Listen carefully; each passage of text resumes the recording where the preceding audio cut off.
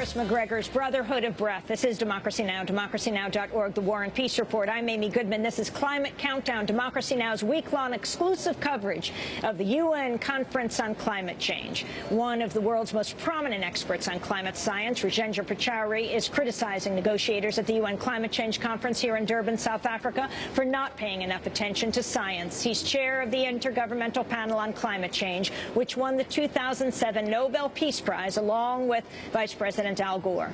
I spoke to Dr. Pachauri here in Durban and began by asking him to introduce himself. I'm R.K. Pachauri, chairman of the IPCC. The Intergovernmental Panel on Climate Change was established in 1988 through a resolution of the UN General Assembly. And as the name indicates, it's an intergovernmental body, and it's carried out an assessment on regular intervals of all aspects of climate change. In 2007, we brought out the fourth assessment report of the IPCC. And may I also say that I had the privilege of receiving, on behalf of the IPCC, the Nobel Peace Prize in 2007. What do you want to say at the end of this week? I'd like to see the science driving some of the discussions and the decisions that are taken. I'm sorry, I don't see much evidence of that right now. What is, in fact, in evidence then this week?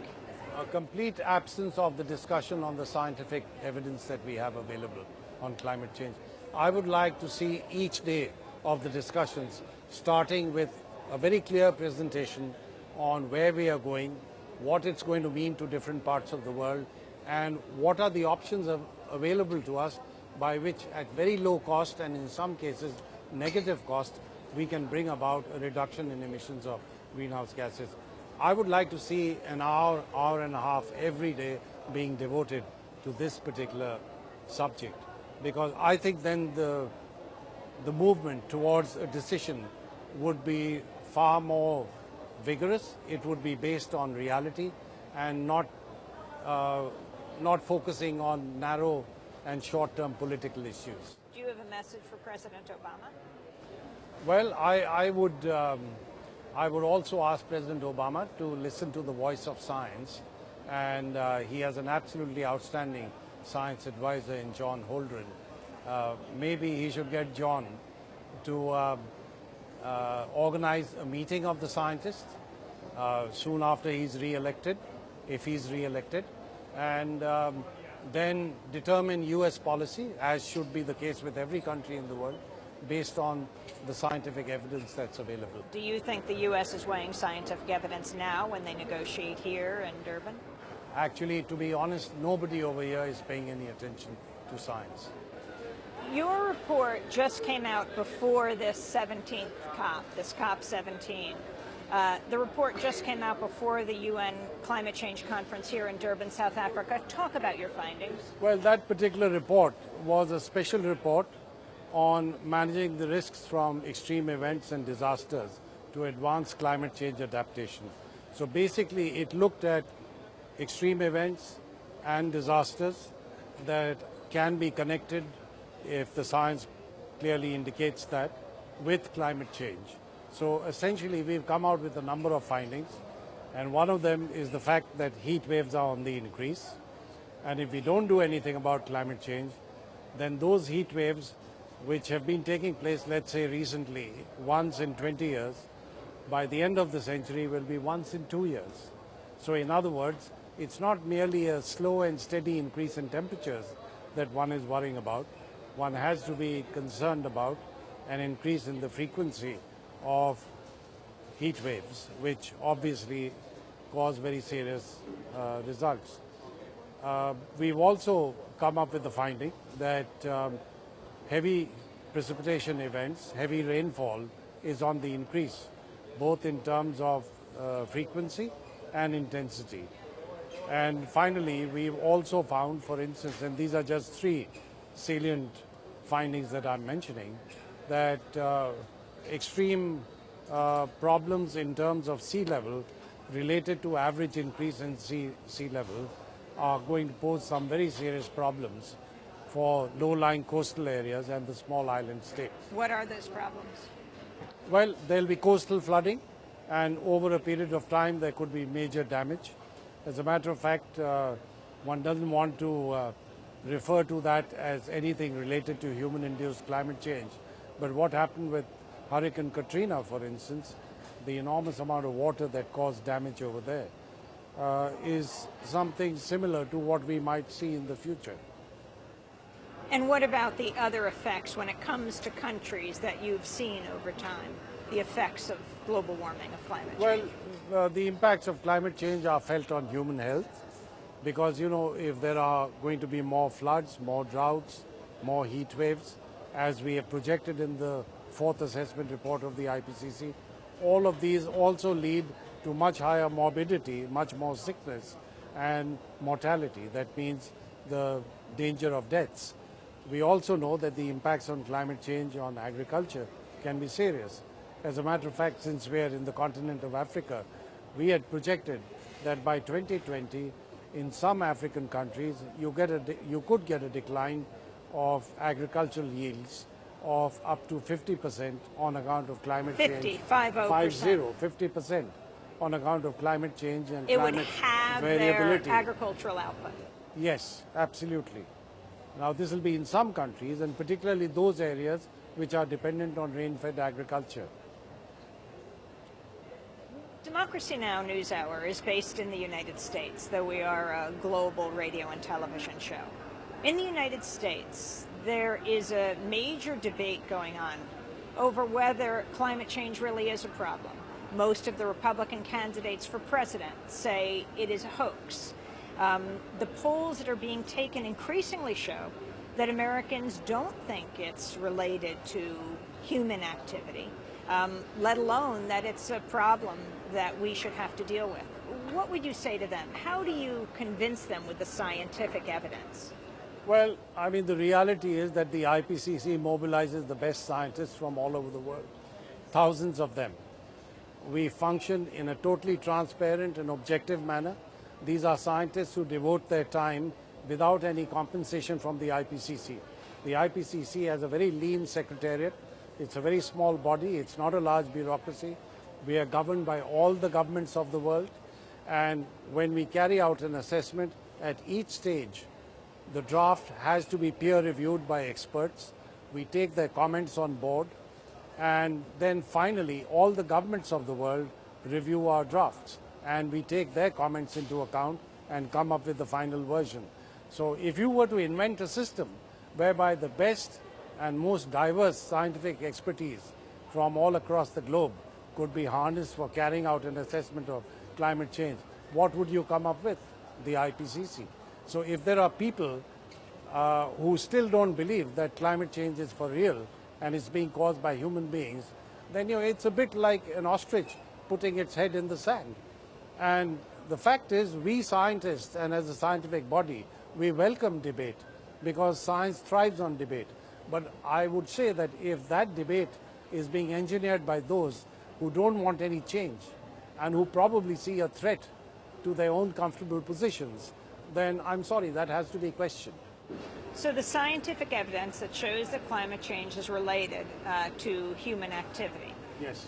Talk about what that is. Well, I mean, what we've done is we've increased the concentration of these greenhouse gases in the atmosphere far beyond what has taken place over the last 650,000 years.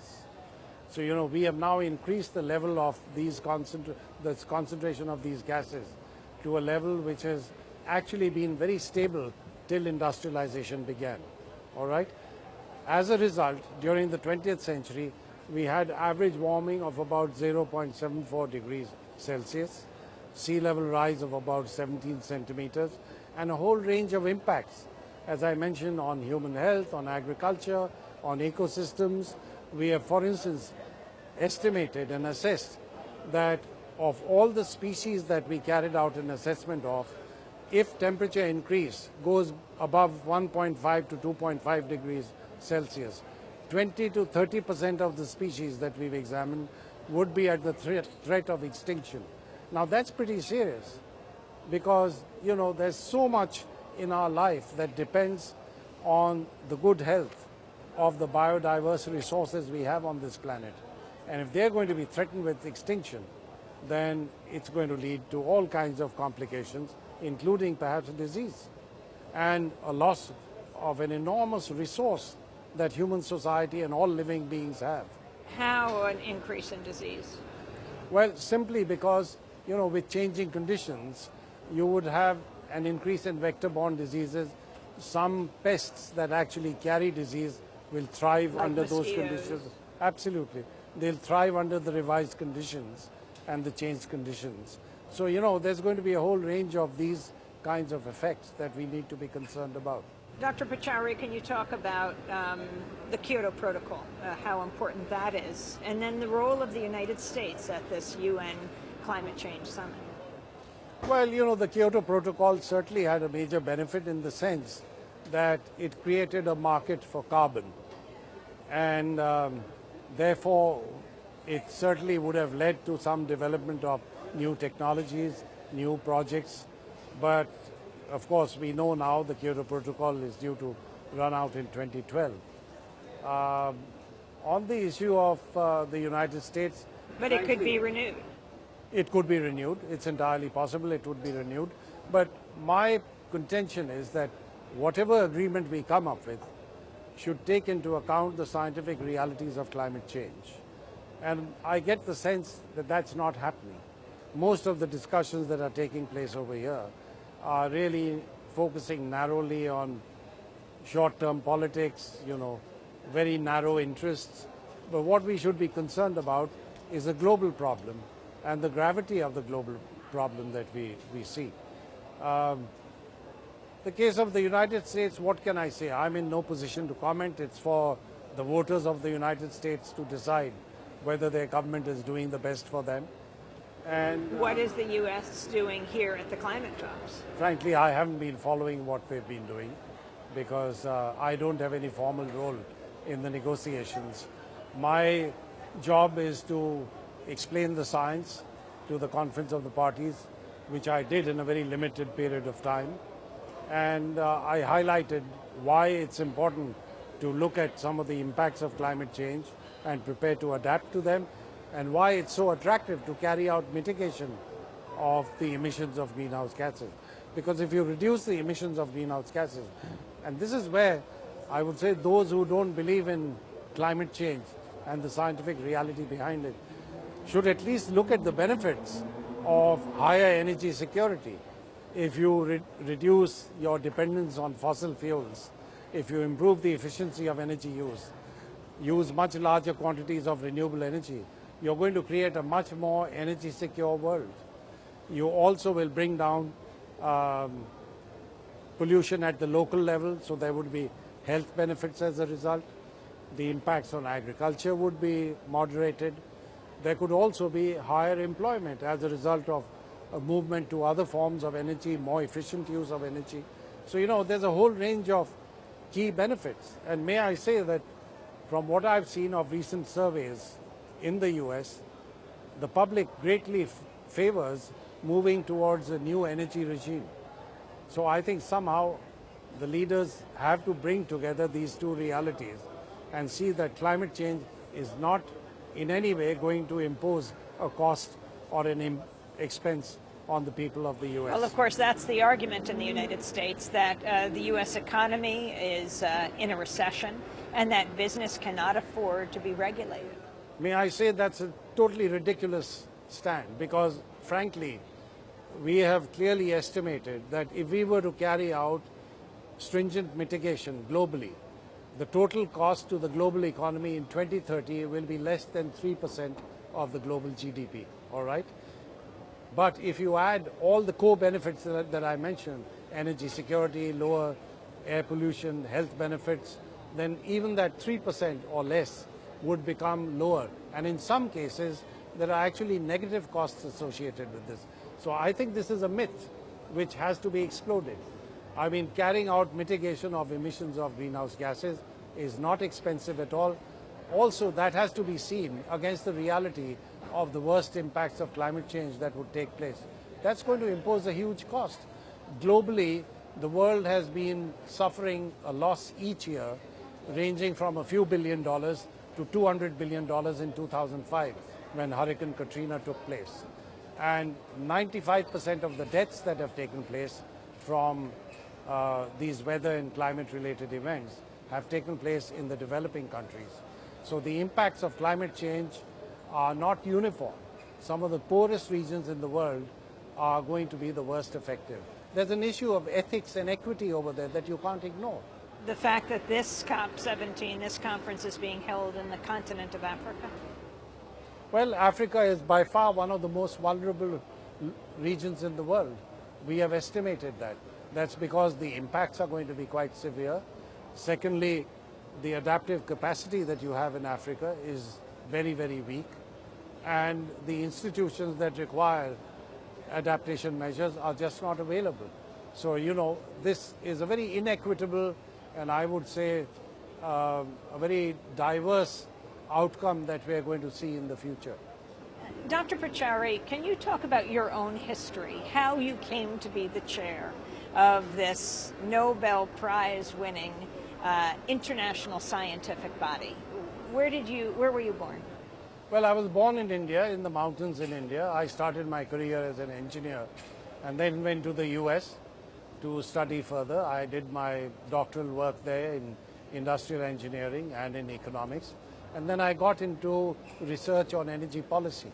And the more I got into it, the more I realized the environmental impacts of energy production and use are quite serious. And then I got into a study of the science of climate change. And this was way back in 1988. And I was convinced that this is one of the most serious challenges society is going to face. Weren't you a defender of burning of coal? Well, I mean, we know coal is something that some countries have no option but to use on a large scale. But today we've got technologies. You know, the IPCC has brought out a special report on renewable energy earlier this year, which clearly shows that the cost of renewables is coming down at an appreciable rate. And therefore, I don't think we have to be married to coal for all time to come. How did you change your view? Because there are many who had the view that you had a while ago. Well, I think just the scientific evidence of what would happen if we continue with business as usual and the attractiveness of taking action to meet this challenge. The two put together tell me very clearly that the world has to do things totally different from what it has done in the past. And that's not going to impose a cost on humanity if we were to do so. Dr. Pachauri, you're a vegetarian? I became a vegetarian some years ago for environmental reasons. Why? Because the meat cycle is highly intensive in emissions of greenhouse gases. If you look at the global meat cycle today, and you know, this is a personal view, I'm not saying this as chairman of the IPCC. Since you asked me a personal question, I'm giving you a personal answer. You cut a number of forests in several parts of the world to create pasture land. Then you feed animals with a lot of food grains, which incidentally are produced with the use of fertilizers and chemicals. Then when you kill these animals or birds or whatever, they have to be refrigerated. They often have to be transported long distances under refrigeration. And then wholesale stocks of these are kept under refrigeration. Retail stores keep them under refrigeration. Our refrigerators have large freezers and all of this uses a lot of energy, most of it dependent on fossil fuels. The questioning of global warming, what is the role of multinational corporations like oil companies? These are now, even in this time of recession, even the US-based companies are making more money now than they've ever made in history. Well, I would like to see them invest some of that money in research and development on renewables. I mean, if they are energy companies and want to stay in business, then I think they should read the writing on the wall and start diversifying. And, you know, it's not as though oil is going to go out of use. I mean, as somebody says, the Stone Age didn't end because there were no stones in the world. The fact is, oil will always have a use. Oil will always have a price. It can be used for a variety of reasons. But I think if they are energy companies and if there are technologies that could replace oil on an economically viable basis, I would expect these companies to use their resources, their expertise, their organizational skills to bring about a transition that would actually help humanity in the years ahead. Two last questions. 2020, that's the buzzword here. We'll start to reduce emissions in 2020. We're in 2011 right now. How serious is that?